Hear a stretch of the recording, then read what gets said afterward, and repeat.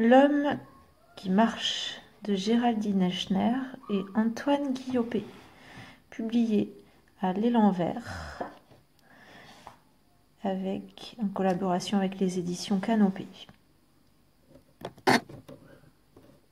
Donc, en quatrième de couverture, nous voyons un arbre sur le côté et au centre, cet homme qui marche, dont on nous dit qu'il a été sculpté par Alberto Giacometti.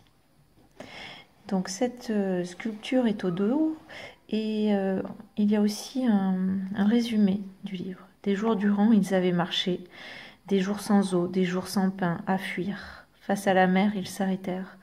Était-ce là le bout du monde ?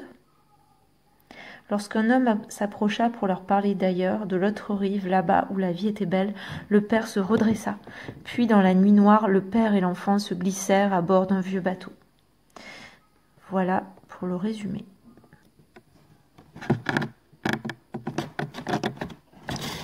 Donc voilà l'intérieur de la première page. Donc ce trou noir qui sert de soleil. Donc on ne sait pas si c'est l'hiver ou si c'est parce que c'est un milieu qui semble déserté.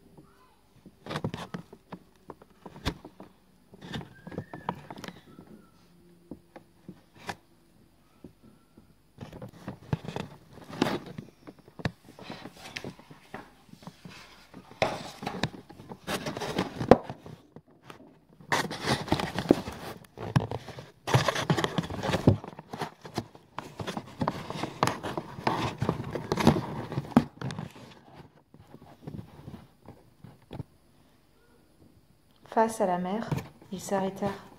Était-ce là le bout du monde ? Lorsqu'un homme s'approcha pour leur parler d'ailleurs, de l'autre rive, là-bas où la vie était belle, le père se redressa. 10 fois, 20 fois, il compta les billets cachés sous sa chemise. 1000 reflets miroitaient à la surface de l'eau.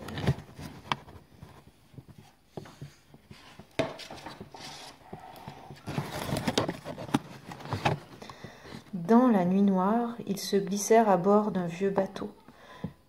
Blotti contre son père, bercé par le roulis des vagues, l'enfant s'endormit aussitôt. Ainsi, il ne vit pas le vent se lever sur la mer. Il n'entendit pas le murmure inquiet qui montait alentour.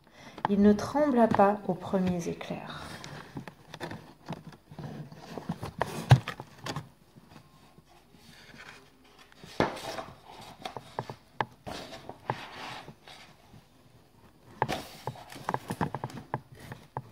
Lorsqu'il se réveilla, le rafio tanguait comme une coque de noix. Son père le serrait dans ses bras. Alors, de toutes ses forces, l'enfant s'accrocha à ses doigts, crispés sur son épaule. Mais plus forte encore que leur étreinte, une vague immense s'abattit sur eux. Vroom. Des cris couvrirent les coups de tonnerre. Puis brusquement tout disparut.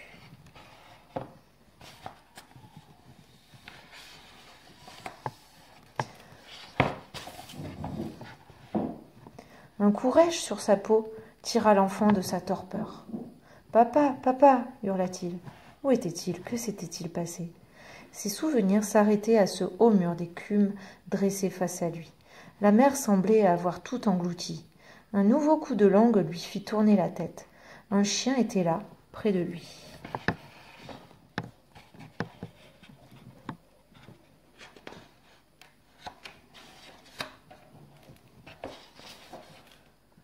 Le museau fin, l'air sauvage.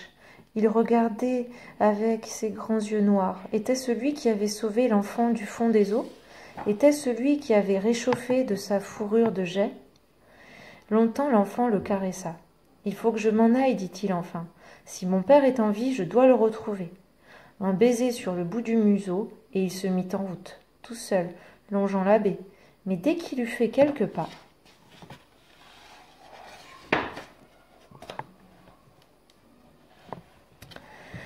le chien le suivit.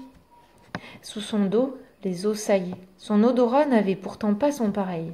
Au hasard des plages et des villages, il leur dénicha quelques vivres à se mettre sous la dent. Et dans l'ombre du soir, il se coucha près de l'enfant, le protégeant du vent et d'éventuels brigands.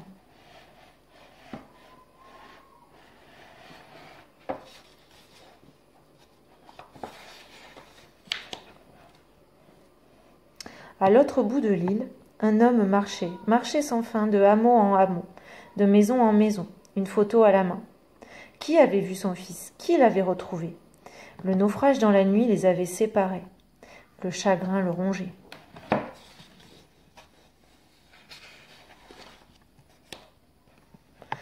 Un jour enfin, au sortir d'une forêt, « Papa !» L'un vers l'autre, ils coururent à en perdre haleine. Ils étaient sains et saufs.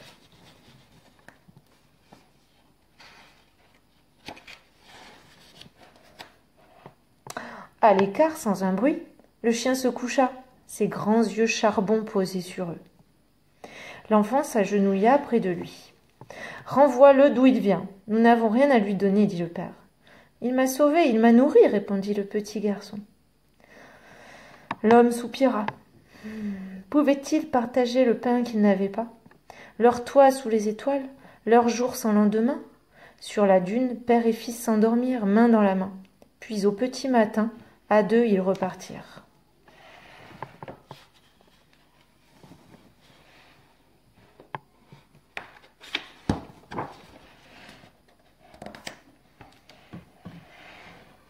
Et avec eux, leur chien.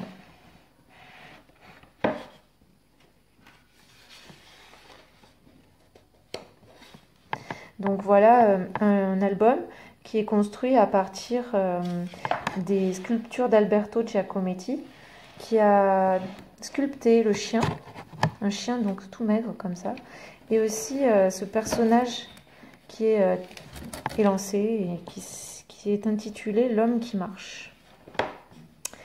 Voilà, j'espère que cet album vous a plu, malgré l'histoire un peu triste qu'il a pu raconter. Et je suis intéressée par toutes les questions que vous me poserez sur cette histoire. Merci.